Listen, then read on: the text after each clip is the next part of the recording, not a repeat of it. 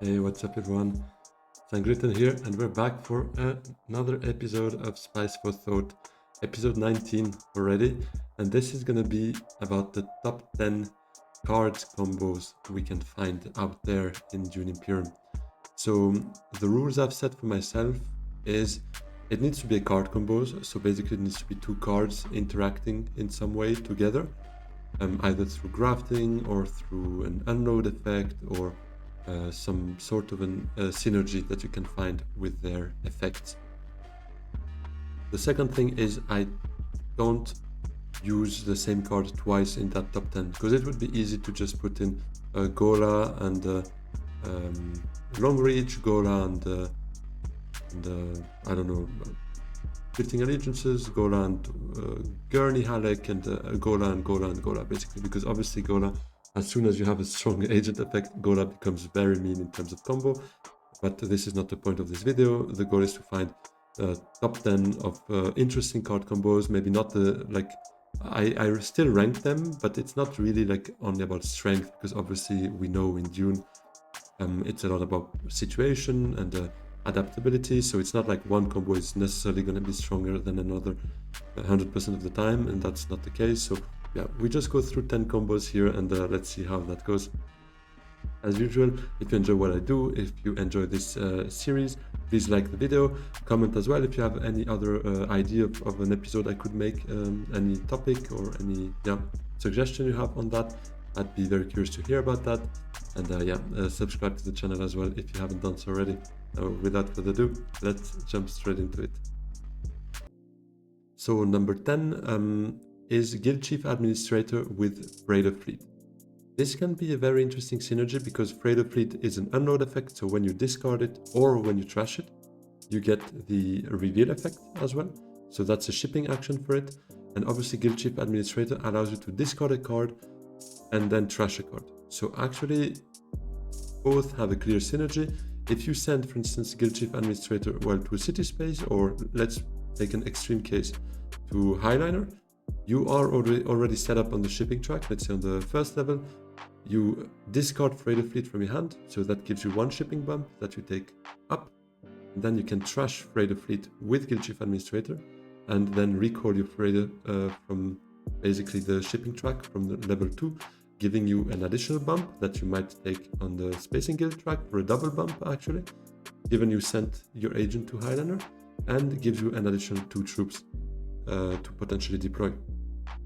We could take the case even more extreme if you're already set up on the second level of shipping track and you go up to go grab a tech, you recall from the trash with that second part of the effect, as I mentioned. And let's say you had invasion ships there that allows you to acquire 4 troops, or that allows you to recruit 4 troops when acquiring the tech. So you would basically get 2 troops from the shipping track when recalling, 4 troops from invasion ships, so that's already 6 troops, 5 troops from Highliner, so that's basically 11 troops. So you better have an empty garrison when you do that, because you basically can recruit 11 out of your 12 troops directly, send them in the combat. That's actually like insane combo. I haven't seen the entirety of that combo like with the invasion ships part, but you can easily see the discard into trash to get the additional recruited troops out in the combat. Number 9 would be Usurp and Treachery.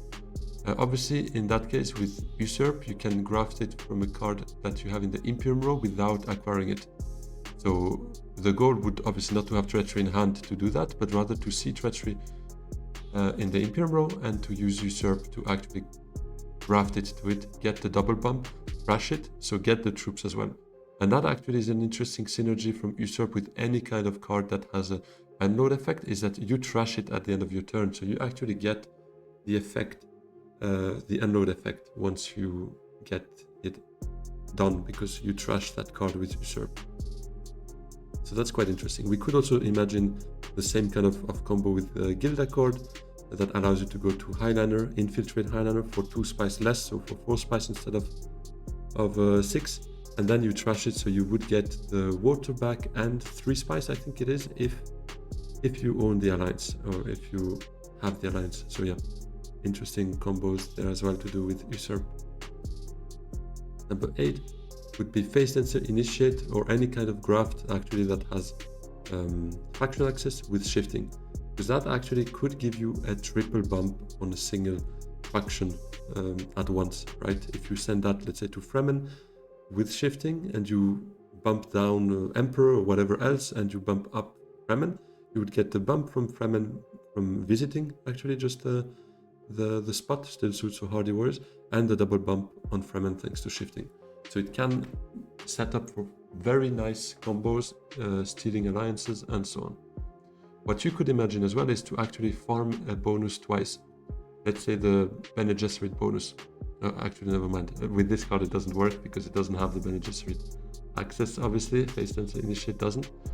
But let's say then the Fremen bump still. Let's say you're on the 3rd level, so you get the bump from visiting Fremen, so you get the water, and then you shift down Fremen to shift up Fremen twice again, so you get actually 2nd water from that, and you secure your alliance maybe a bit better than just getting to the minimum level of the alliance.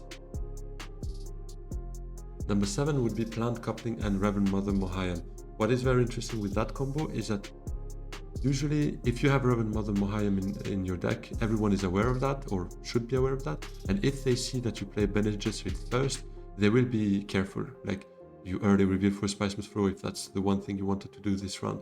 Or you go for a draw to make sure you can play your 3rd agent, and so on and so on. Here, you don't need to have a Bene Gesserit in play, right? I mean, before playing this agent turn, you graft, Plant Coupling with Reverend Mother, you have another Bene Gesserit card in play because Plant Coupling is a Bene Gesserit, and boom, they're not aware of that, your opponents are not aware, and they have to discard 2 cards because you get the combo going instantly. So that's very interesting. Number 6, Negotiated Withdrawal and Sardaukar Legion. This is a bit of a unique combo because it does not involve playing those cards, and that's where it's quite interesting. And it is actually a bit of a do-it-yourself web of power, because you can deploy up to 3 units with a Legion, or 3 troops should I say, and retreat 3 units with withdrawal for a bump. So what is also interesting is you can do it in any order. If you have 3 troops in the combat, you could retreat them with withdrawal and deploy them back into the combat with the Legion and get the bump from withdrawal that way.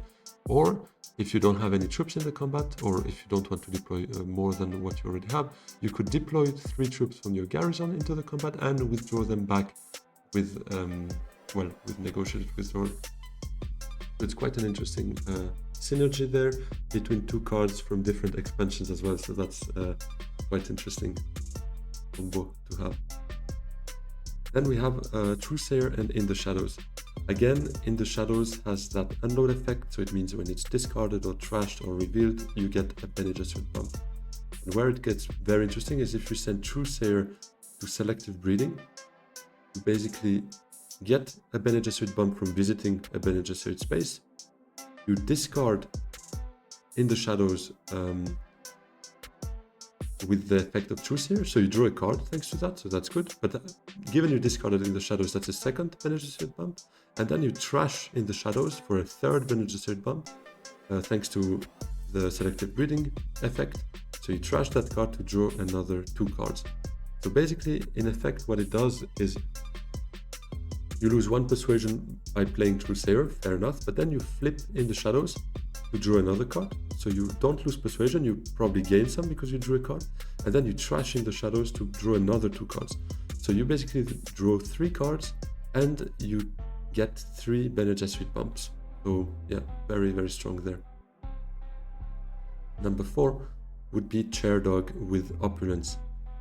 Here as well, a very interesting combo, because obviously with Opulence you want to reveal the card, right, to get the VP on reveal, paying 6 Solari.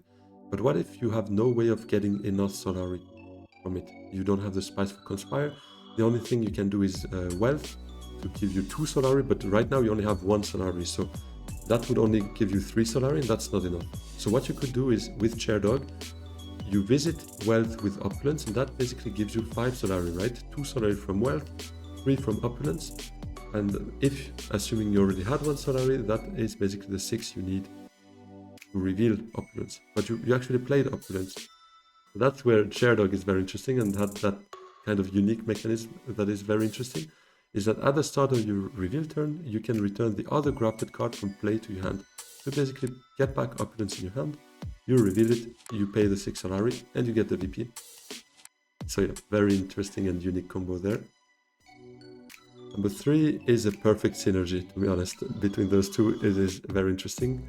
On one hand, Guild Impersonator, which is a Graft. It's a spacing guild card, important to note for afterwards.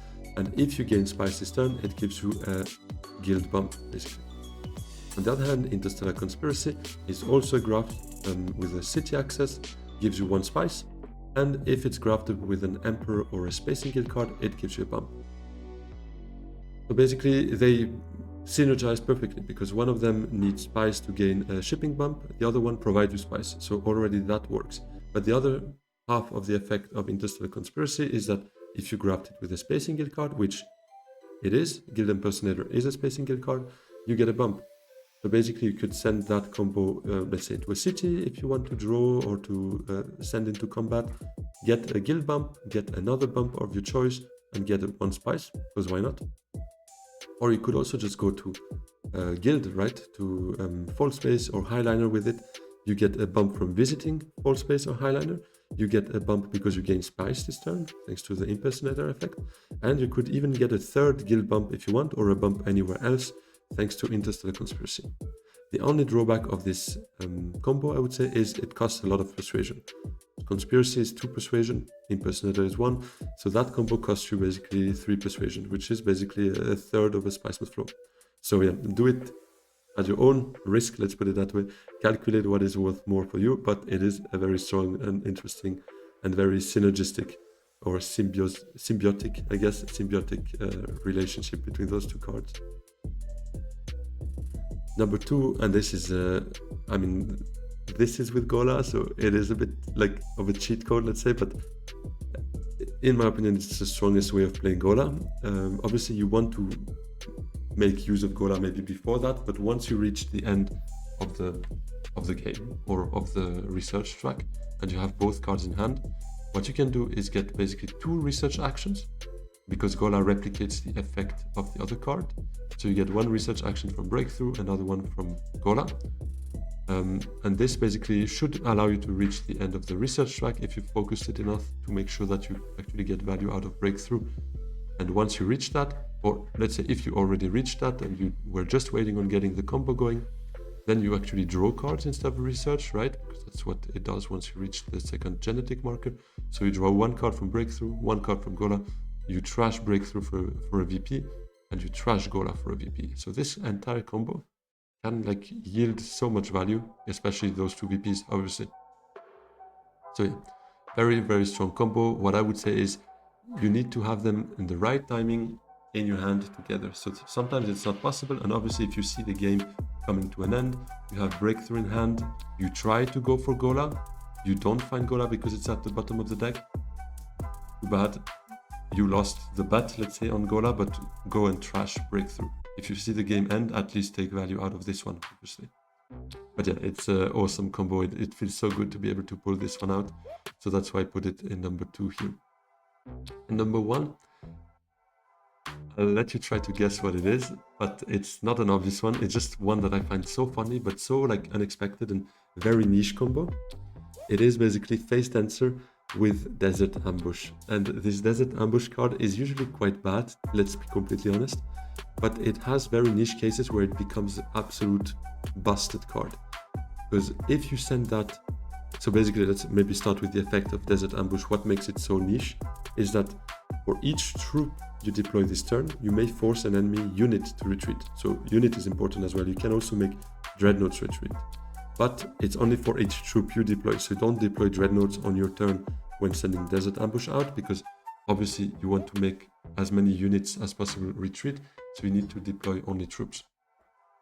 The thing that makes it quite weak is the fact it only has yellow access, so usually you send it to a desert space, you can deploy 2 troops, you can make 2 units retreat. So it's not outstanding. It can still give some value, but it's not outstanding.